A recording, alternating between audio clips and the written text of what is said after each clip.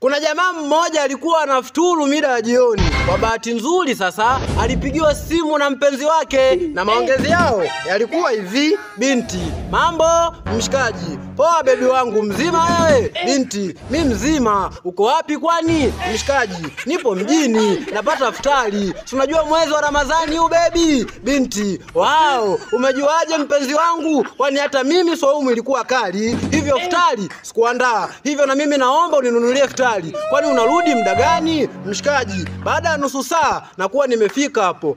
Mpenzi wangu, nikuletee nini? Binti, niletee chipsi kuku, sausage, mayai matatu ya kukarangwa, manne wachemshe waweke pembeni, baga, pizza ya samaki waweke na mayonnaise, na coca take away ya baridi, bila kusahau mkate wa moto kwenye askibeba ya Wapemba na maji makubwa ya kopo la Afrika. Mshikaji, umesahau viti, meza, vijiko, sahani na masufuria. Binti, kwa nini dia unasema hivyo? Mshikaji, naona utaki kufuturu, unataka kufungua hoteli. Hailiki mpaka ichemke. Umenunua utumbo, usiogope hizi na usidharau miguu ya kuku ndio imebeba mboga.